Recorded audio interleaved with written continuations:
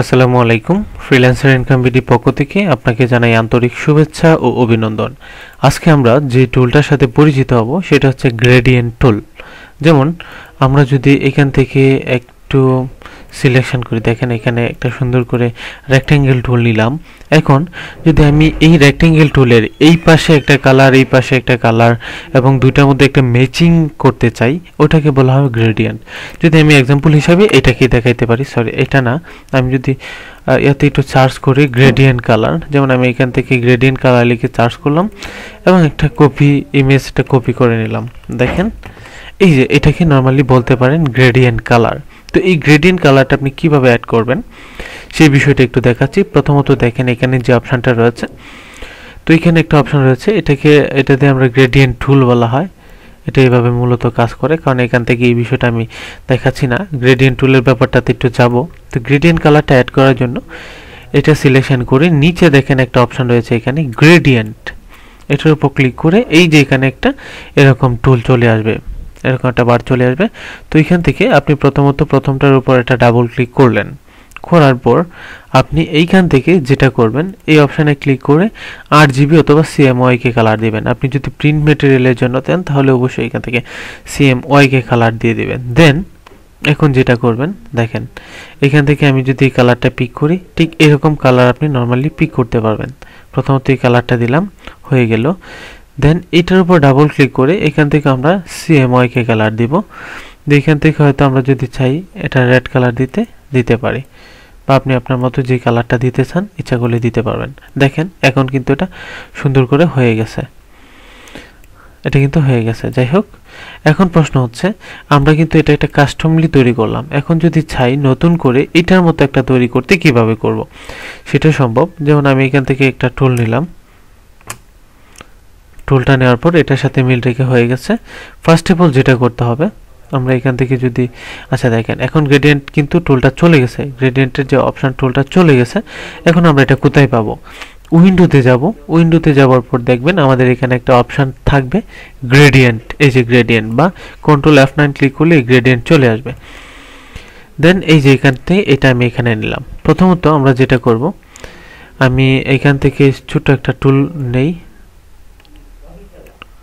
ছোট একটা টুল নেওয়ার পর আমরা এটাকে নর্মালি স্বাভাবিক করে দিলাম।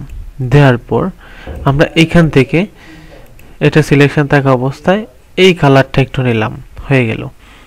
দেন এখান থেকে এই অল্টারটা এইটাকে সিলেকশন করে এখানে কপি করলাম একটা, করে আবার আইড্রপার দিয়ে এই কালারটাকে একটু পিক করে নিলাম। দেখেন দুইটা কালার কিন্তু হয়ে গেছে।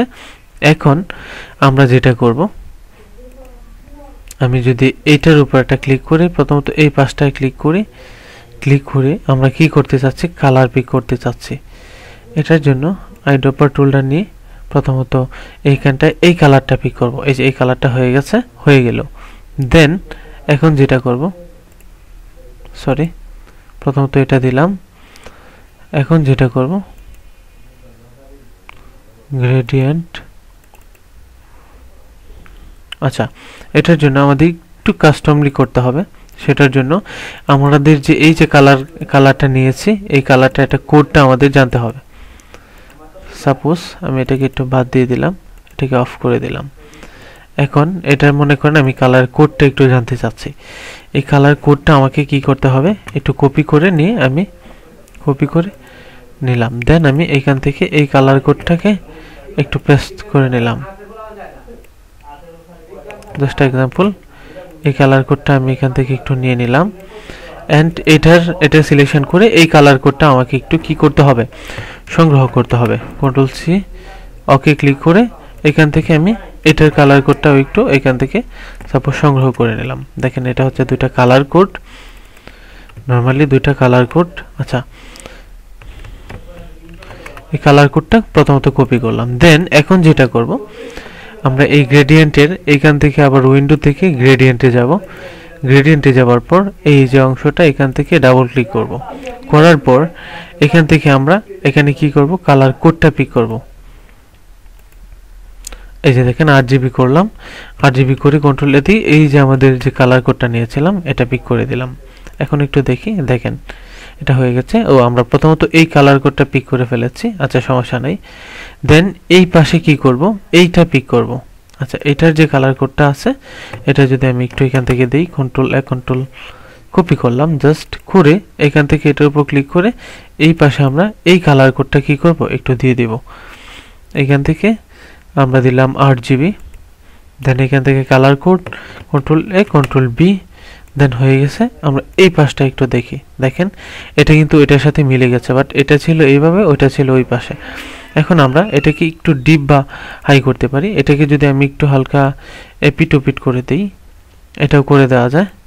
আচ্ছা এটা আমি একটু দেখাচ্ছি, দেখেন এখন আমরা এই যে একটা টুল রয়েছে এটাকে দিয়ে যদি হালকা একটু এমনটা করি, তাহলে যে দেখেন এটার মতো কিন্তু অনেকটাই হয়ে গেছে, আমাদের কিন্তু অনেকটাই এই যে ওইটার মতো কিন্তু হয়ে গেছে, দেখতে পাচ্ছেন বিষয়টা।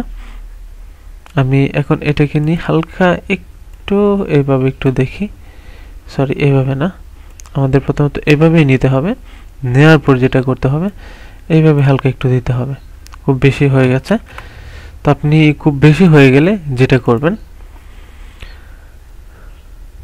আবার একটু নেই কই এটা, তো একটু লংলি টানতে হবে আর কি।